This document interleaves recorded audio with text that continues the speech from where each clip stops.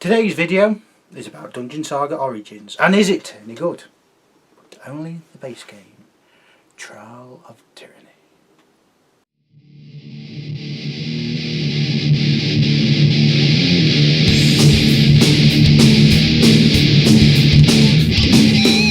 I should parenthesis this review by saying that not everything you're going to see is from the big Legendary Edition box, which is why you didn't see the box, because I didn't want to show the everything that you get, because Dungeon Saga, the base game, and the first expansion are out. So I just want to show you how the base game works and what's in it, and then at some point in the future show the expansion. I kind of wanted to do this video earlier in the year or late last year, but things and changes and whatnot and everything else, but there you go.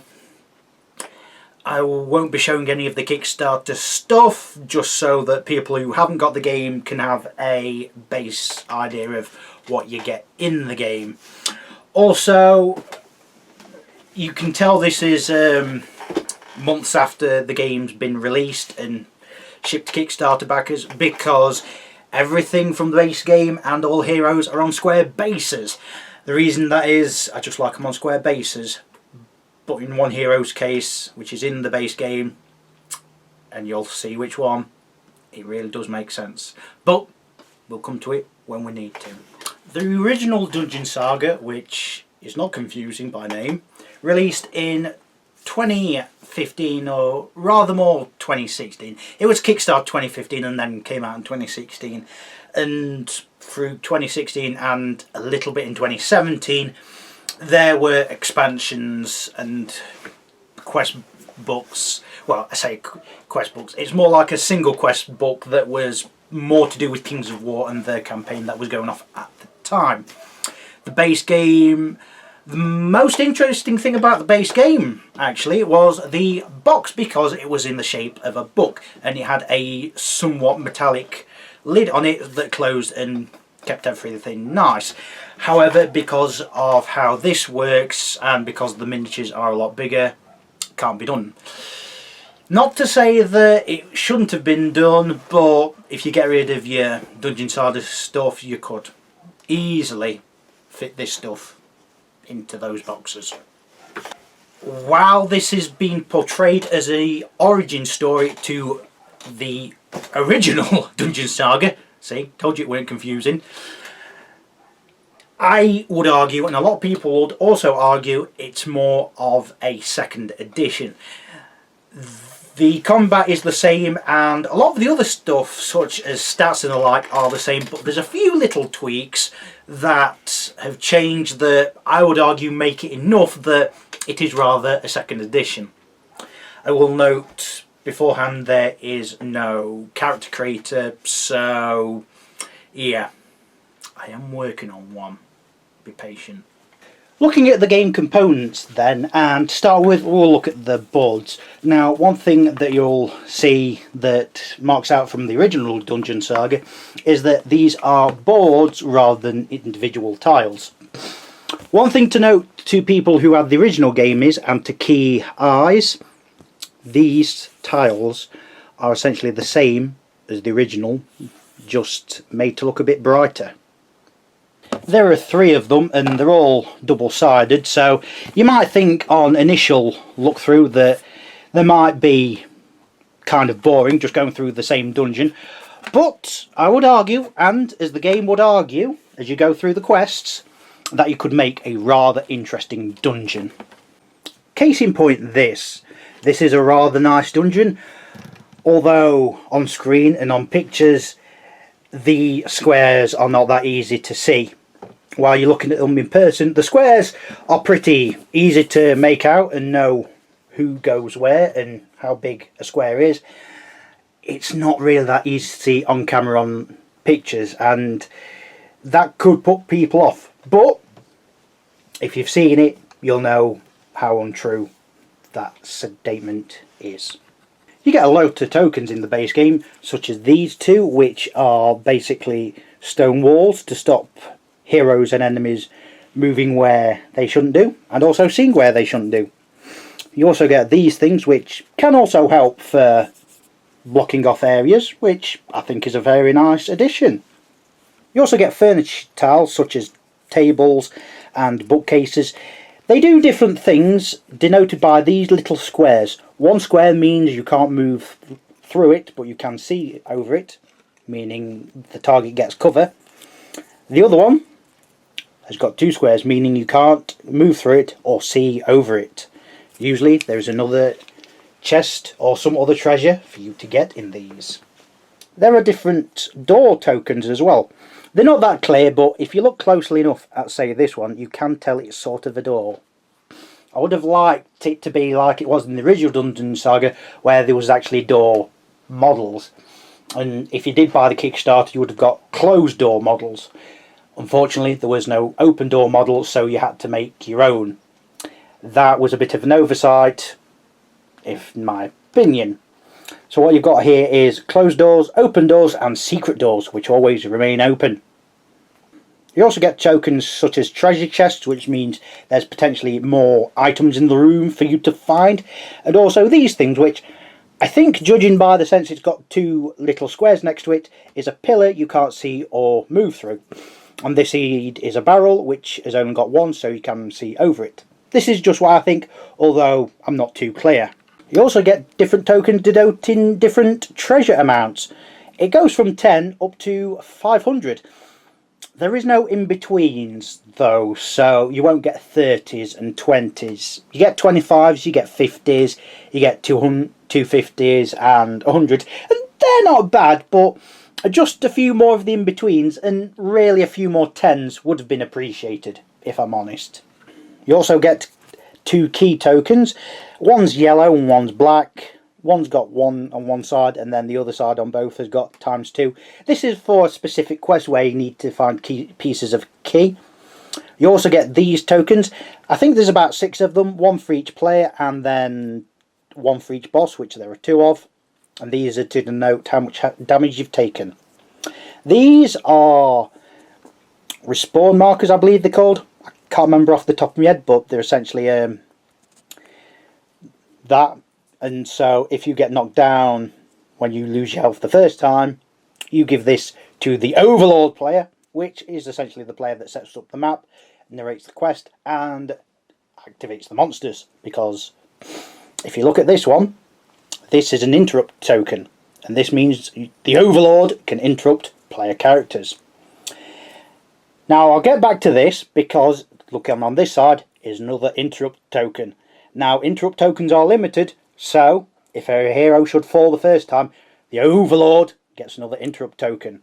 They start with 4, and if they're clever, they could gain up to 4 more, so they could have 8.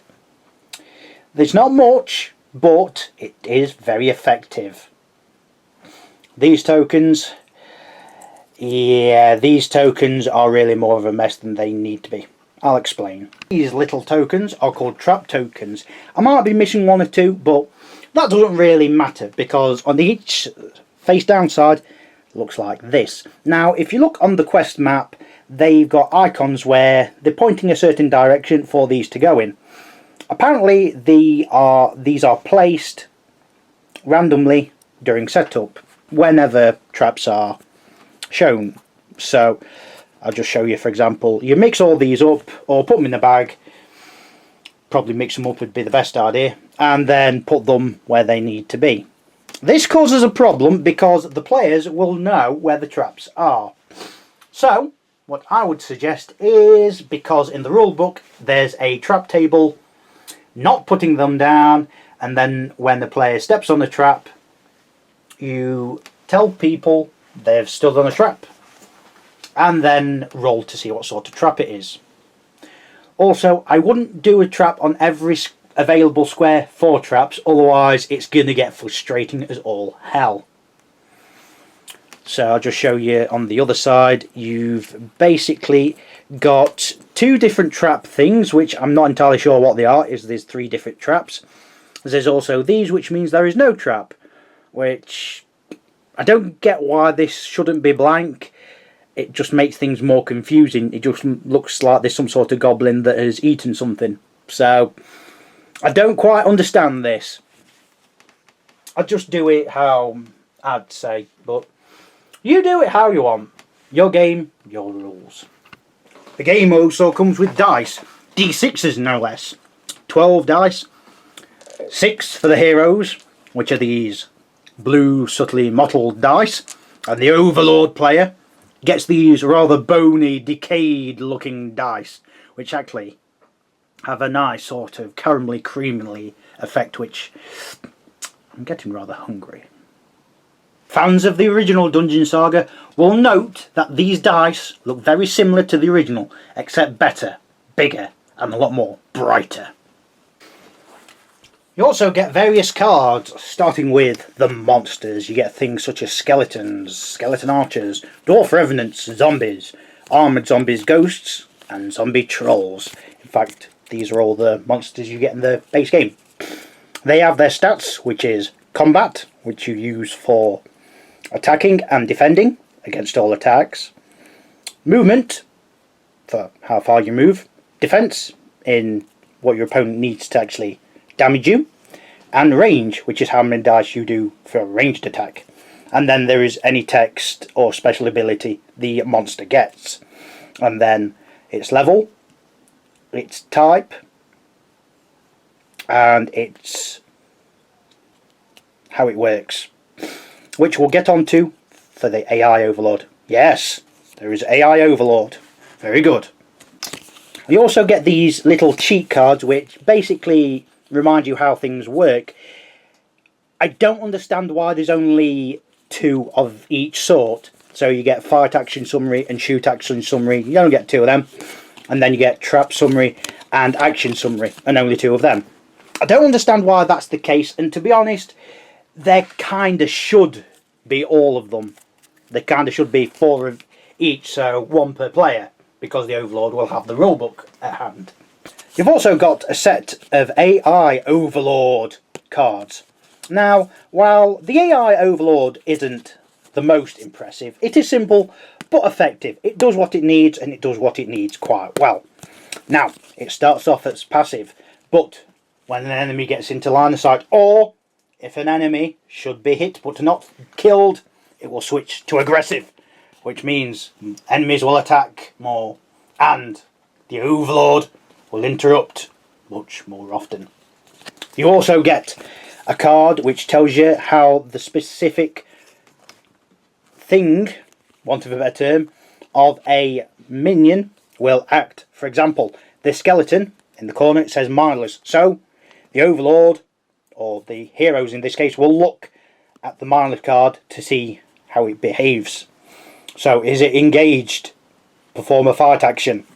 If it's flanked, change facing, then perform a fight action. If it's line of sight, perform the strongest attack available.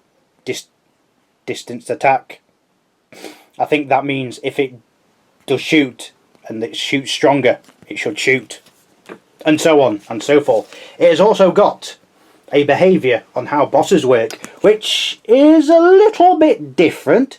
You roll a dice to see what the boss does. Now, this is quite different. It's only you roll 1 dice, but it goes from the boss holding back and letting the enemies do all the work to charging in and attempting to butcher the foes, the foolish heroes who come before them. You also get a number of different equipment cards which look like this, and I'm not going to show you all of them, not to spoil everything, just to show you the basics. And it has a description of the item, what it does, a picture and the name of it. At the bottom it says what type of equipment it is and how much it costs. You've got things such as the helms of battle, the great axe, the plate mail, the fine sword, the mail coat, which is actually in the original Dungeon Saga called the elf shirt, and something that is in one of the expansions, so never mind. There are also legendary items. I'll just show you a few, just for example, things such as Dinlaf's Amulet of Warding, Cuirass of Dureg, the Gladespun shirt, the Crucible staff, which was actually the weapon of the troll shaman, the undead zombie troll shaman, no less, and Stormbreaker. These are items that you'll find or possibly find during your quests. You may find them, you may not. Which some people could see as a downside, as you might not find something really good. You could have just passed it by. Let it go for the next quest. You also get a deck of exploration cards, which, as an action, heroes can explore to find secret passageways and treasure. What you do is the Overlord shuffle these, and each time a player explores, they draw one of these, and in this case they have sprung a trap. There's also 3 different sets of magic. Now these are just for Dano, the human wizard, but they are important because these allow the wizard to do different special things depending on the type of magic he picks. The wizard picks 2 sets to go for. So you've got Hydromancy, which has got a bit of support and healing. You've also got Petty Magic, which is more all around sort of stuff. And then you've got Pyromancy, all out attacking and burning. You also get bigger cards, which are essentially the character sheets for the heroes. You get Dano, the human wizard, Olaf, the human barbarian, Madriga, the elf ranger, and Rodin, the dwarf fighter. Now these all work all the same. You've got health along here. You've got stats same as the enemies along here. You've got the special theme should the heroes have some, and then feats, which we'll get onto a minute. But on the back we've got some background on what the hero does and what they're there for. Very nice. But that feat, I hear you cry. What is it? Well, there are these. Each hero gets one of these, and they're both double-sided, each one having a different one on each side. And at the start of each quest, a hero chooses one, and that's what they get at the start of the quest. So, for example, taking Rodin, he's got a choice of Relentless or Shield Bash. So Relentless allows Rodin to move and not take any damage for a turn, and Shield Bash allows Rodin to move enemies away. Does not do any damage, but it makes sure if he wants them out of his way, they will get out of his way. There's also 2 boss stat cards, and these have not got anything on the other side unfortunately, but they just are unnamed, which some people might like more. And these just work the same as the hero stats in that they've got the health along this side, the other stats along this side, what they do, and any special stuff for the AI Overlord. The artwork's quite nice, and it does look like the original Dungeon Saga, except somewhat updated. You get 2 books in the base game. You get the rulebook and the quest book, The Trial of Tyranny. In the rulebook, it is fairly well set out. However, there is one thing that needs to be noted, in that there is no context page. For a rulebook, that is a big mistake. Every rulebook should have a contents page, no matter how easy the game is to play. It goes through everything, such as the contents of the game, setting up the game and what everything does. Although another thing to point out is that it doesn't put letters or anything denoting what all the stats are. It just denotes the icons and then some other bits below, which is fine if you know what you're doing, but some people may not, which might annoy some people. Then go through furniture, arcs, we'll get onto that, how to do combat, exploration, traps, large models, buying items, heroic boons, customizing your game to make it easier or harder, how the Overlord works, the AI Overlord, and then 2 nice bits of artwork. Well, some photos, some very nice photos at the back. Oh, but for the quest book, I won't show you that much, but it does do a nice bit at the start. No reading further. If you are playing as one of the hero players, the secrets in these pages beyond will be revealed to you as you begin each adventure. If you are playing as the Overlord player, you may now begin reading the quest to familiarise yourself with the layers of the dungeons and models and items you will need to run the game. It then goes through an introduction of how the story starts out. It then goes through how to set up for the Overlord and the map, which only the Overlord should see. I'll skip right to the end because it shows something very nice at the end.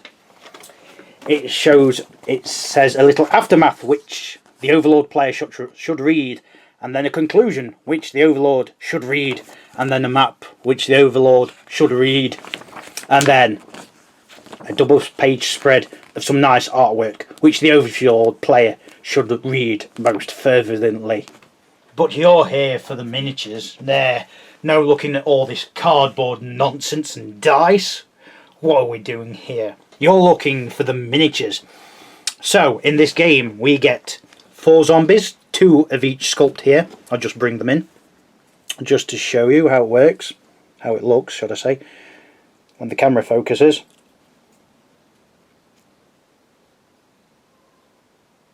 There we go.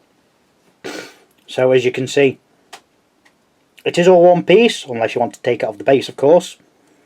So it will be quite easy to paint these. And with the amount of detail there is, quite really nice to paint. There's not a stupid amount of detail, but there's enough to keep everyone happy, I feel. The same with the armoured zombie. It goes for the old Basiline sculpt for people who have played Kings of War 2nd edition, which in one way I don't like because it has the stupid feathered helmet, but you could argue it is the Basiline armour of old, which is why it still has the old helmet. Unfortunately, the armoured zombies are just one pose. You also get 6 skeletons, 4 skeleton warriors, 2 with an axe, 2 with a sword, and 2 skeleton archers. Now, the axe and the sword do the same thing, it's just the pose is different. But the skeleton archers do all look the same. I'll just go in on the detail because I forgot to do that for a second. So this is the one with the sword.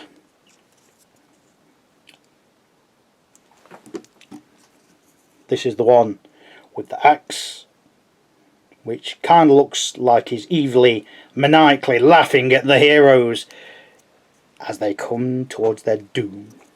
And here is the skeleton archer, gritting his teeth, ready to accurately dispatch the heroes. You also get 2 ghosts which can move through walls. These are fairly durable, but they only roll 3 dice and aren't that hard to kill if you get through their defences. But getting through their defences is not that easy to do. Most people will probably paint these in black, but I've tried to do a spectral effect, doing them as some sort of greyish, green, weird sort of colour with chain ball at the bottom here, just for something a little bit different. You also get a Dwarf Revenant and a Dwarf Revenant King, one of the bosses! Unfortunately, how some of the quests work, you will have to use the Revenant King as a Revenant. I don't know why the game only comes with 1, when in some cases it will need 2, but that's unfortunately how it is. I'll just show you the sculpts. The camera focuses. The detail's really nice. Not over the top, just enough that if you wanted to paint these, they do take paint incredibly well. They have cheated, well, cheat is not the right word, but reused the sculpt, because the only thing different from this, from the Dwarf Revenant, is the head and both hands, because the axe is bigger and the shield a lot more detailed. But it does mean you can easily, you can easily tell what it is. Also, if you just change the paint a little bit, it's not a bit that hard either. You also get 2 big models, a zombie troll and a zombie troll tyrant. This is the same as the Dwarf Revenant, where the basic model is the same, it's just in this case the head and this arm are different. So looking at the detail, yes, some of it is clogged up with the blood effect paint, but as you can see, it works really well. It's got a little person there that he's in the middle of eating. Sorry to interrupt your dinner, mate. Looked quite shocked at that revelation. And then the zombie troll tyrant has got a head that's saying he knows who you are and he knows if you taste good. He also has a rock, so that's nice. But the body's just the same, so not really showing off anything you haven't already seen. But I'll show you anyway. You also get 4 heroes. Madriga the Elf Ranger, so I'll just zoom in to show you the detail. This figure I think is a bit too detailed. Trying to get in here and around here can be a little bit annoying if you want to paint it, but in this bit here it's got a little bit too much detail, but it still works. If you know what you're doing, you can paint them really well. Dano the Wizard. So likewise, I'll just show you how this looks on camera. Details not quite as extensive as the elf, but still enough to look quite nice. No idea what this thing is in his hand, but I'm sure he wants everyone to know. It could be a blast effect, so if you've got a small blast effect bit, it could be a good blast effect. Or it could just be the effect coming from his staff as he gets ready a spell, as the light from the accidental sun from over in the corner is helping with. Dano the Dwarf. He's got a fair bit of detail, but it is flat and easy to see, and he is probably my favourite to paint, and he was a treat to paint. He does have his own tactical rock to stand on, but it is quite small, so not an issue. And then there is Olaf the Barbarian. So I'll just show you here a close-up of him, if it will focus. Thank you. I have used a rigorous amount of the blood splatter paint. Why'd you ask? His detail's not over the top. It's probably the simplest detail of all the figures, if I'm honest, but he wears it quite well. Now, more astute viewers will look and see he has his own tactical rock. Now this is one I 3D printed and put on the base, because Odin is a problem. Say Odin, which is here for example, wanted to attack this skeleton, which he can here quite easily, but if Radriga wants to go in, she can quite easily. However, before, Rodin was on his base, so it'd be a case, because of how the axe is, it kind of goes over another square, it would pretty much hit where every model is, so models could not go near Rodin unless they were placed in a specific way. Also, look at the pose. Now the game uses arcs, so there's a front arc and a rear arc. Now it's on a square base, so you could say this is the front or this is the front. However, think of it on a round base. Where the hell would the front be?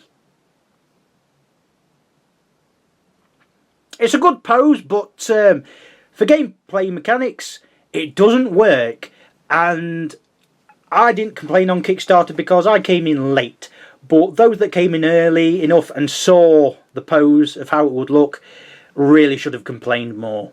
So essentially setup is like this. If you've got more room, which you can need a bit more than this, it's probably a better idea. But I'm just giving you the basic example. You've got each hero with their revive token and their health track marker and their feet, their chosen feet for the quest. And you're doing the same for each hero, apart from the wizard, which you not only give the feet and the 2 tokens, but you also give the chosen spell sets, in which case pyromancy and hydromancy. You'll also need the Overlord or someone else in the party to shuffle the exploration deck, and you'll also need to set the monsters out so everyone can see what they do. You'll also need these for the Overlord to use. So I'll just put these here. You'll also need the dice, and you'll also need the tiles set out like so, in which case we have Danor and Rodin along here, and Olaf and Madruga along this side, facing off against some skeletons and a skeleton archer. How will they fare? At the start of each turn, or round as it's called in Dungeon Saga Origins, it starts off with the heroes going first. There's no set order, so if, for example, Rodin wants to go first one turn and then maybe go last another turn, that's perfectly fine to do so. So, the actions you can do in a turn are fight, which is attacking melee or adjacent to enemies.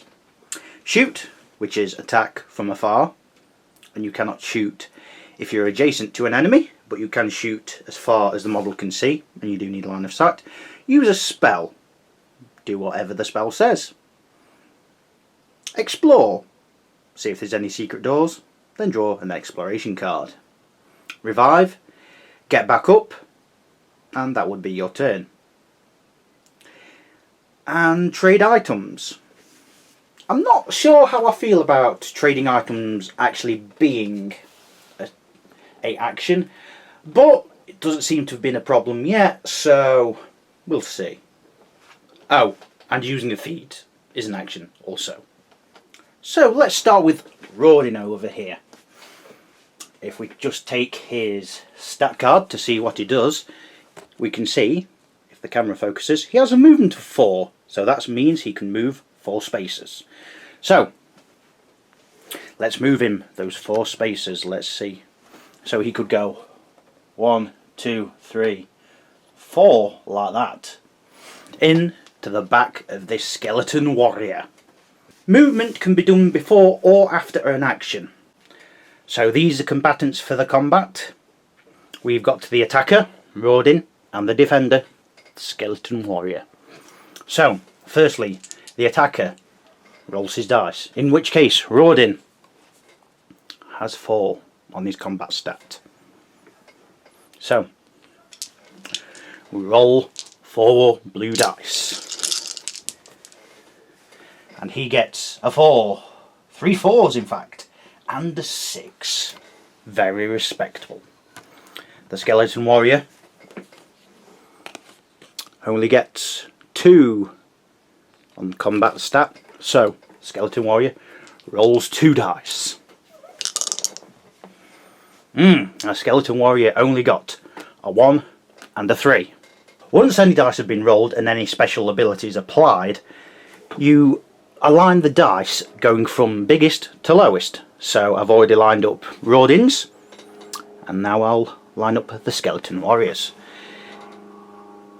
Should the defender get any that are equal to the attackers, they are removed. The attacker's dice are removed.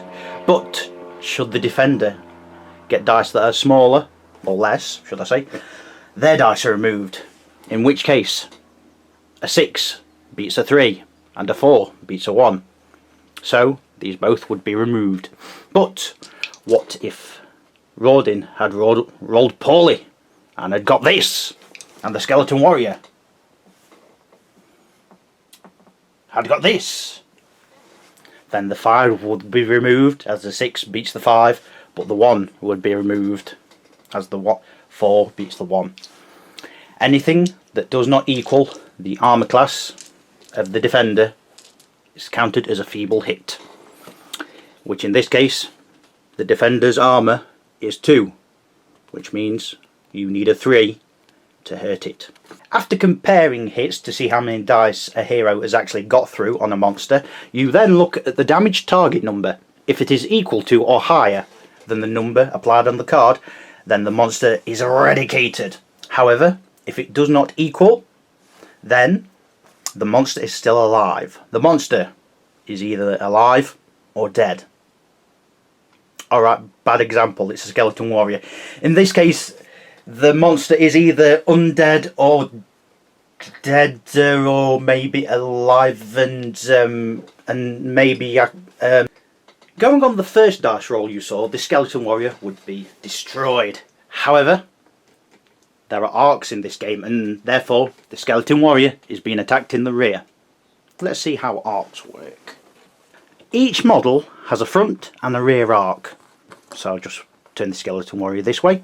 The skeleton warrior is facing in this direction, so his front arc is these 3 spaces and these 2 at either side.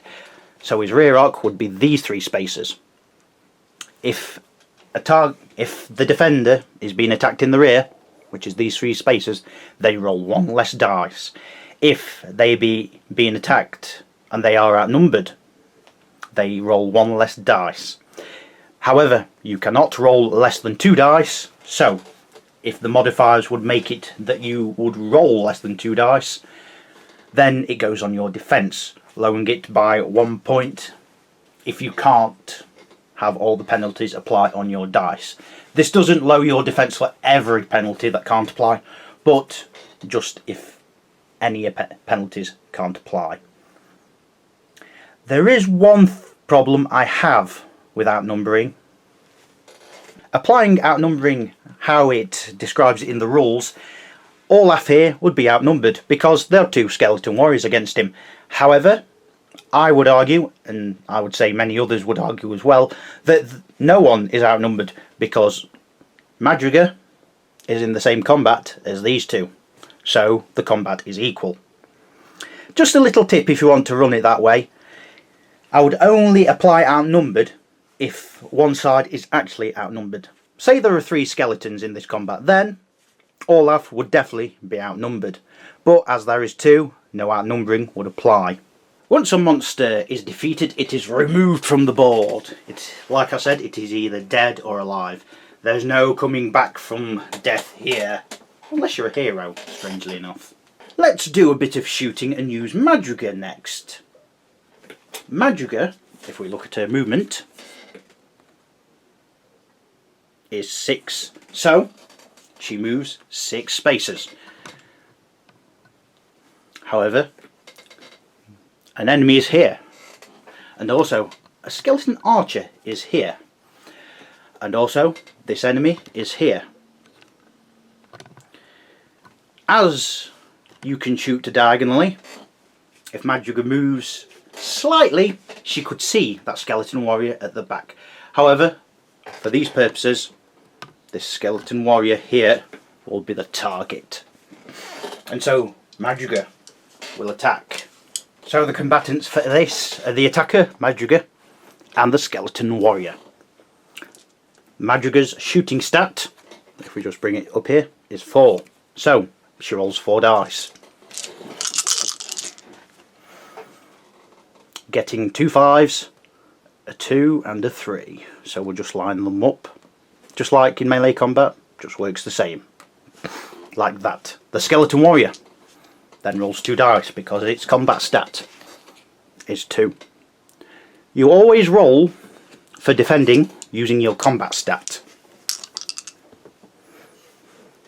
The skeleton warrior gets a 4 and a 5.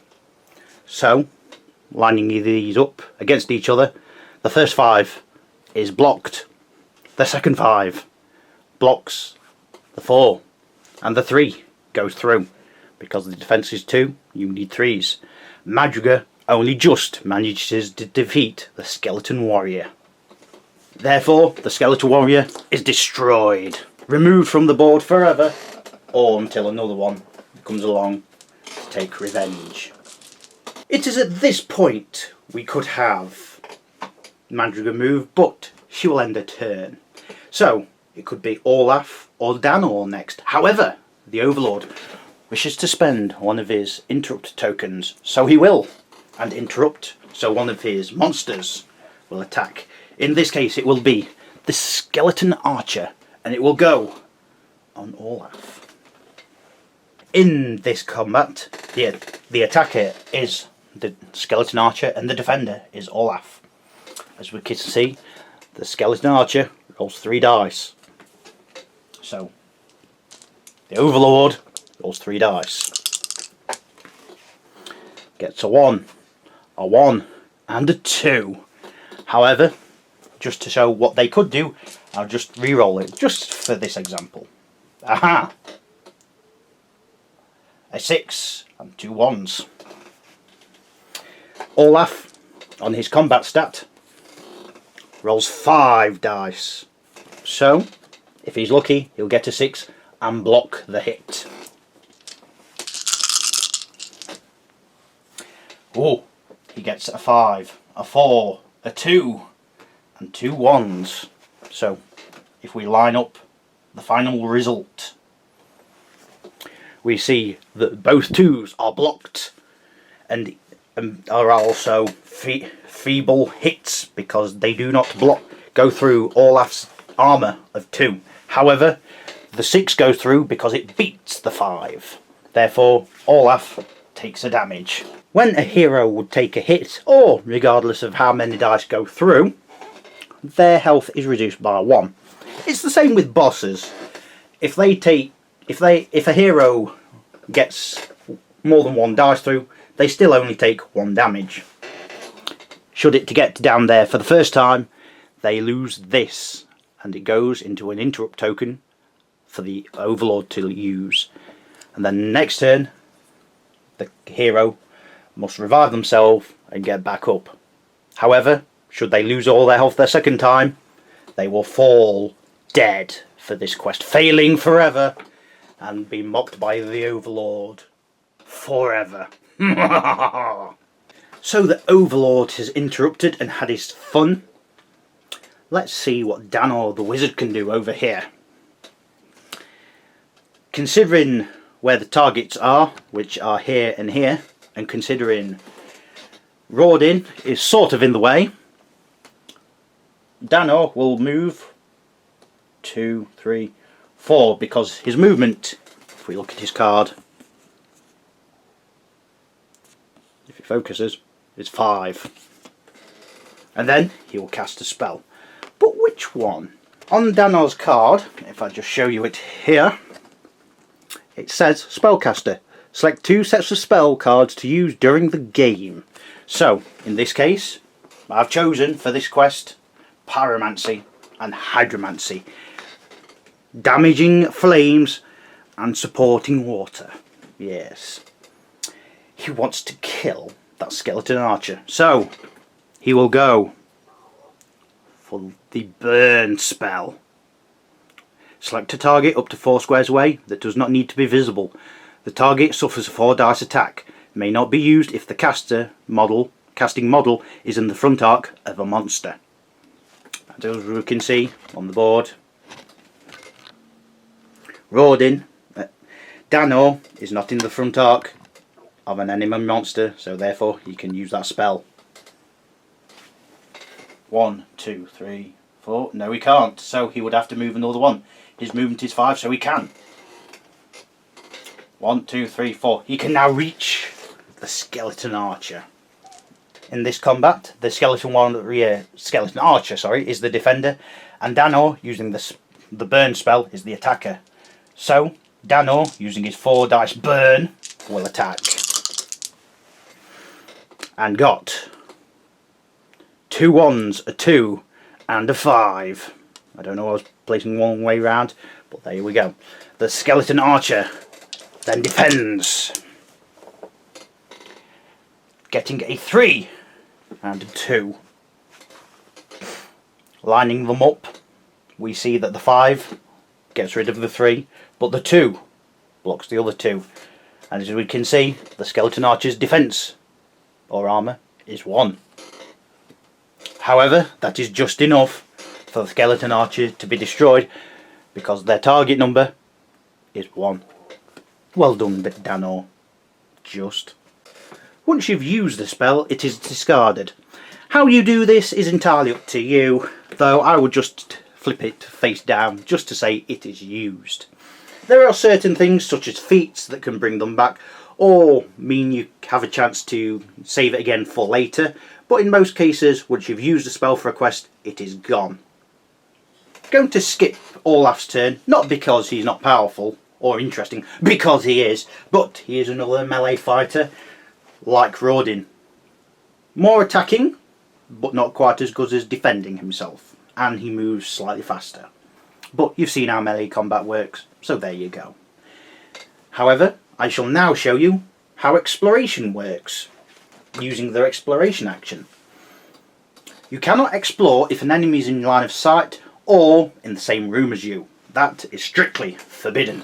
What a character wants to do to explore, in this case, Madriga will explore.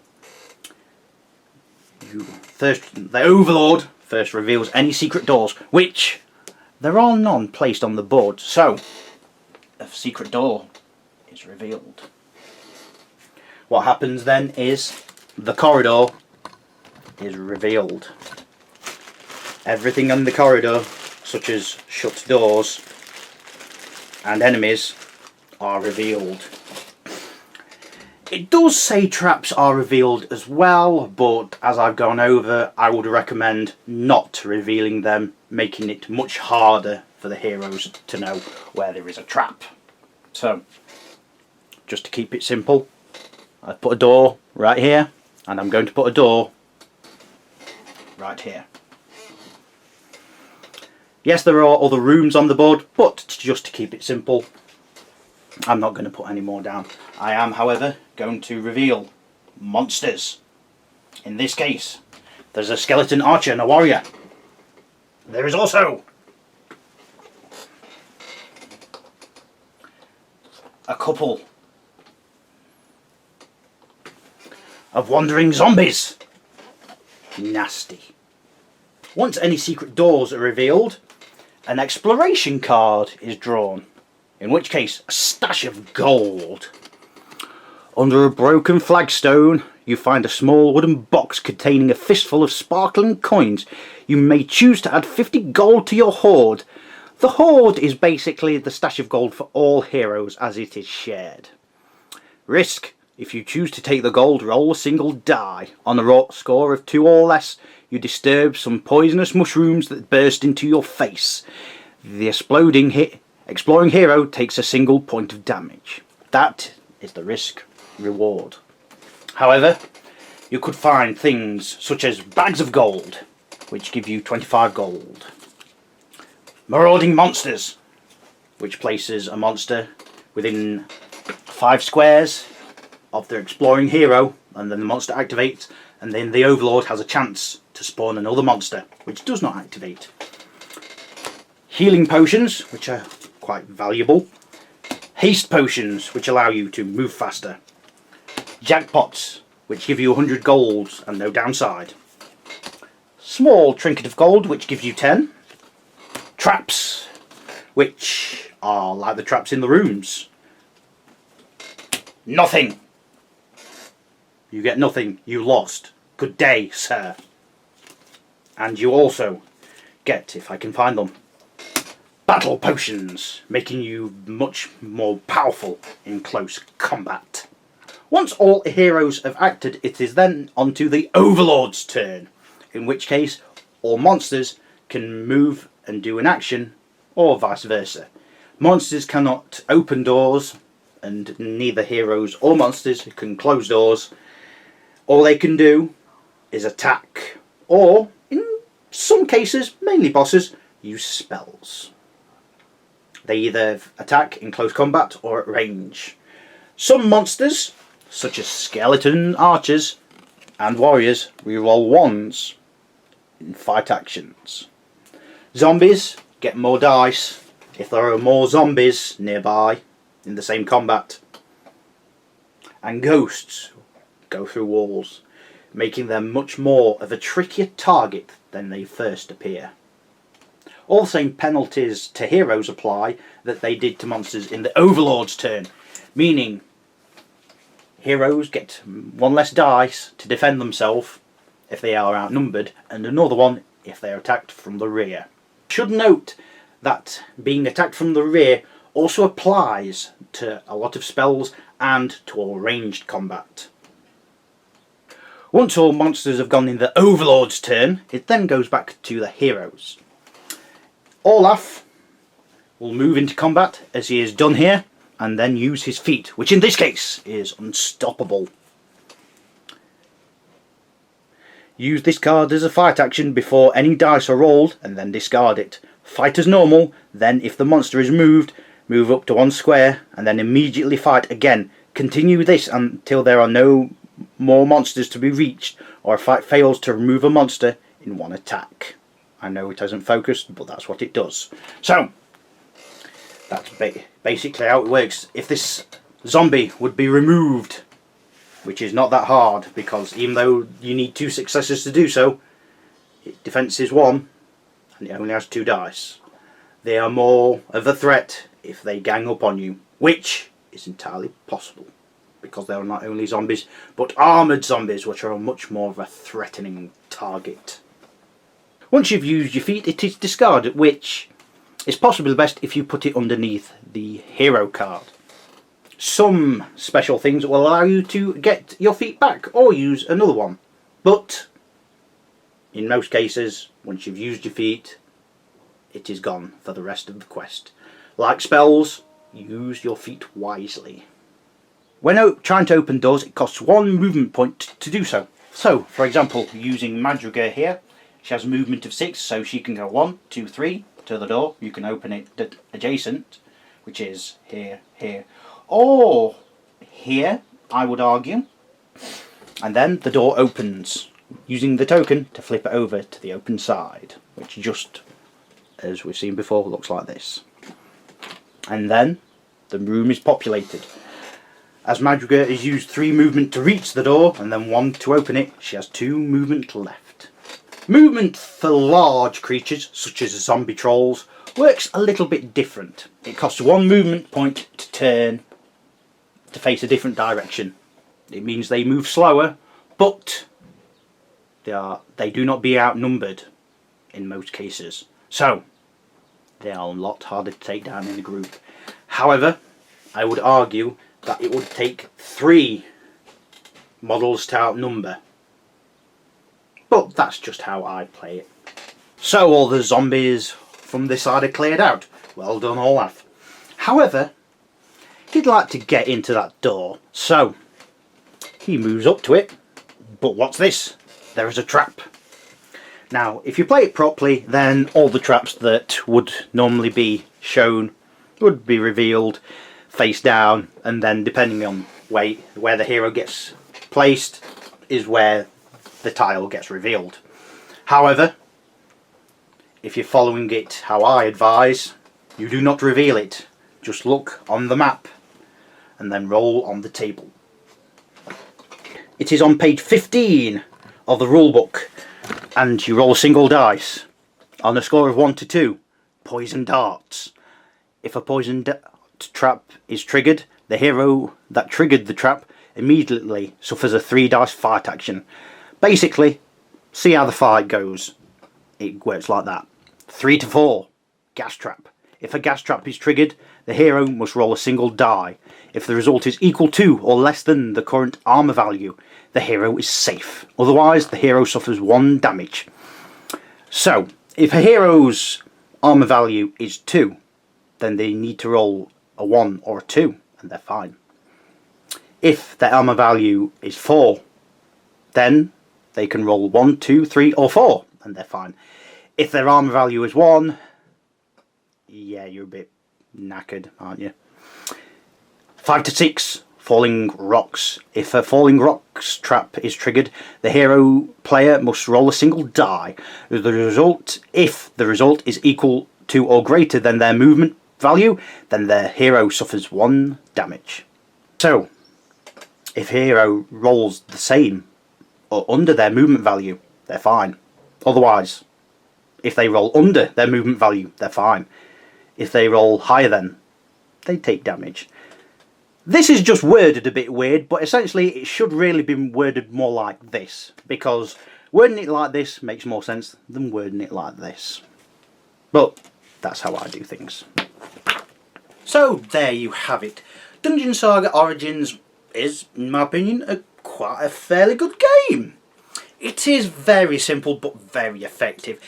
Going through the quests, yeah, if you're going to play one of the heroes, do not think it is going to be really easy.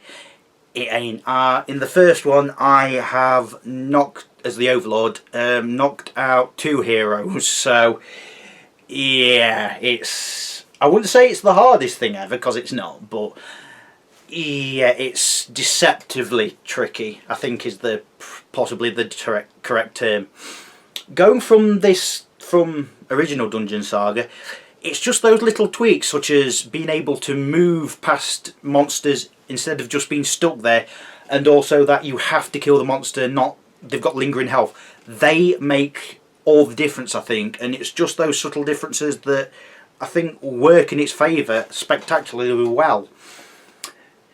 It is, in my opinion, £10 too expensive at retail. The basic game is 60 quid, which I feel, like I just said, is £10 too much. I feel if you can get it for 50 quid or less, that's not bad.